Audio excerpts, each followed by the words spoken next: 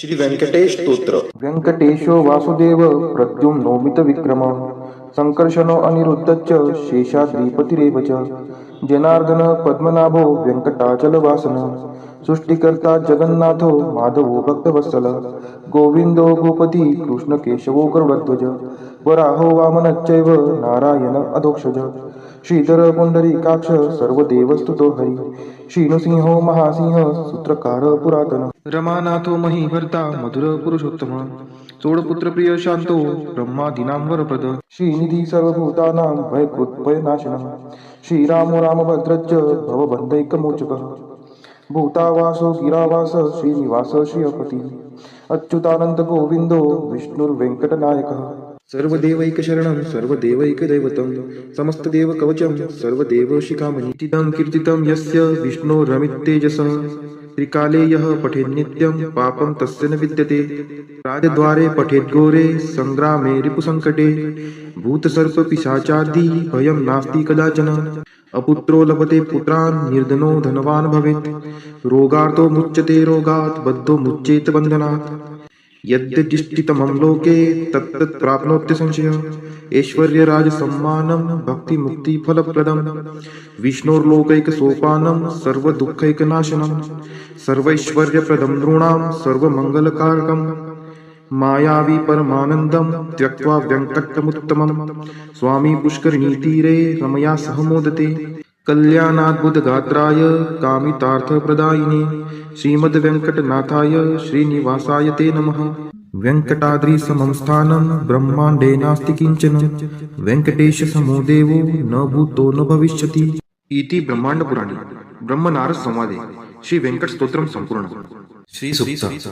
हरि ओम हिरण्यवर्णां हरिणीं सुवर्णरजतस्रजां चन्द्रां हिरण्मयीं लक्ष्मीं जातवेदो म आवह ताम आवह जातवेदो लक्ष्मीमनपगामिनीं यस्यां हिरण्यं विन्देयं कामश्वपुरुषानहम् अश्वपूर्वां रथमत्यां हस्तिनादप्रबोधिनीं श्रियं देवीमुपहवये शिर्मा देवी जुषतां कां सुस्मिता हिरण्यप्राकाराम् आर्द्रां ज्वलन्ति तृप्तां तर्पयन्तीं पद्मे स्थितां पद्मवर्णां तामिहोपहवये श्रियं चन्द्राप्रभासां यशसा ज्वलन्ति श्रियं लोके देवजुष्टामुदारां तां पद्मिनीं शरणं प्रपद्ये अलक्ष्मीर्मे नश्यतां त्वां ऋणे आदित्यवर्णे तपसोऽधिजातो वनस्पतिस्थो वृक्षोत बिल्वः तस्य फलानि तपसा नुदन्तु मायान्तरायाच्च बाह्या अलक्ष्मीः उपैतु मां देवसखः कीर्तिश्च मणिना सह प्रादुर्भूतोऽस्मि राष्ट्रेऽस्मिन् कीर्तिमृद्धिं ददातु मे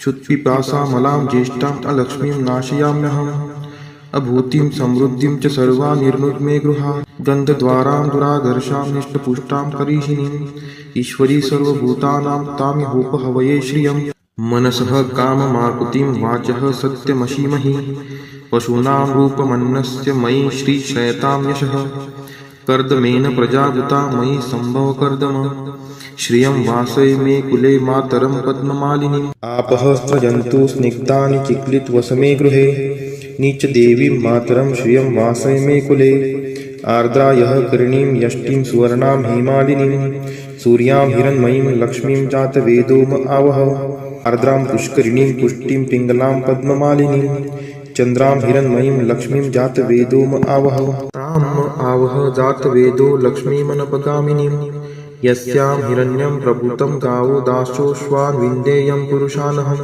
यः शुचिः प्रयतो भूत्वा जुहुयादाज्य मन्वहं सुक्तं पञ्चदशर्चं च श्रीकामः सततं जपेत् फलश्रुति पद्मानने पद्म उरु पद्माक्षि पद्मसंभवे तन्मे भजसि पद्माक्षि येन सौख्यमलभाम्यहम् अश्वदायै गोदायै धनदायै महाधने धनं मे लभतां देवी सर्वकामान् च देहि मे पद्मानने पद्मविपद्मपत्रे पद्मप्रिये पद्मदलायताक्षि विश्वप्रिये विष्णुनोनुकुले त्वत्पाद पद्ममयि सन्निधत्स्व पुत्रं पौत्रं धनं धान्यं हस्त्यश्वादिगवे रथं प्रजानां भवसि माता आयुष्मन्तं करोतु मे धनम् अग्निर्धनं वायुर्धनं सूर्यो धनं वसुः धनम् इन्द्रो बृहस्पतिर्वरुणं धनम् अस्तु मे वैनतेय सोमं पिबतु वृत्रः सोमं धनस्य सोमिनो मह्यं ददातु सोमिनः न क्रोधो न च मात्सर्यं न लोभो नाशुभा मतिः भवन्ति कृतपुण्यानां भक्तानां श्रीसूक्तं जपेत् सरसीजनीलये सरोजहस्ते धवलतरांशुकगन्धमाल्यशोभे भगवती हरिवल्लभे मनोज्ञे त्रिभुवनभूतिकरी प्रसीद मह्यं विष्णुपतिं क्षमां देवीं माधवीं माधवप्रियां लक्ष्मीं प्रियसखीं देवी नामाम्यच्युतवल्लभां महालक्ष्मी च विद्महे विष्णुपत्नी च धीमहि तन्नो लक्ष्मीः प्रचोदयात् श्रीवर्चस्वम् आयुष्यम् आरोग्यमाविधात् शोभमानं महीयते धान्यं धनं पशुं बहुपुत्रलाभं शतसंवत्सरं दीर्घमायुः इति श्रीसूक्तम्। ॐ महालक्ष्मी च विद्महे विष्णुपत्नी च धीमहि तन्नो लक्ष्मी प्रचोदयात्। ॐ महालक्ष्मी च विद्महे विष्णुपत्नी च धीमहि तन्नो लक्ष्मी प्रचोदयात्। ॐ महालक्ष्मी च विद्महे विष्णुपत्नी च धीमहि तन्नो लक्ष्मी प्रचोदयात्। ॐ महालक्ष्मी च विद्महे विष्णुपत्नी च धीमहि तन्नो लक्ष्मी प्रचोदयात्। ॐ महालक्ष्मी च विद्महे विष्णुपत्नी च धीमहि तन्नो लक्ष्मी प्रचोदयात्। ॐ महालक्ष्मी च विद्महे विष्णुपत्नी च धीमहि तन्नो लक्ष्मी प्रचोदयात्। ॐ महालक्ष्मी च विद्महे विष्णुपत्नी च धीमहि तन्नो लक्ष्मी प्रचोदयात्। ॐ महालक्ष्मी च विद्महे विष्णुपत्नी च धीमहि तन्नो लक्ष्मी प्रचोदयात्। ॐ महालक्ष्मी च विद्महे विष्णुपत्नी च धीमहि तन्नो लक्ष्मी प्रचोदयात्। ॐ महालक्ष्मी च विद्महे विष्णुपत्नी च धीमहि तन्नो लक्ष्मी प्रचोदयात्। ॐ महालक्ष्मी च विद्महे विष्णुपत्नी च धीमहि तन्नो लक्ष्मी प्रचोदयात्। ॐ महालक्ष्मी च विद्महे विष्णुपत्नी च धीमहि तन्नो लक्ष्मी प्रचोदयात्। ॐ महालक्ष्मी च विद्महे विष्णुपत्नी च धीमहि तन्नो लक्ष्मी प्रचोदयात्। ॐ महालक्ष्मी च विद्महे विष्णुपत्नी च धीमहि तन्नो लक्ष्मी प्रचोदयात्। ॐ महालक्ष्मी च विद्महे विष्णुपत्नी च धीमहि तन्नो लक्ष्मी प्रचोदयात्।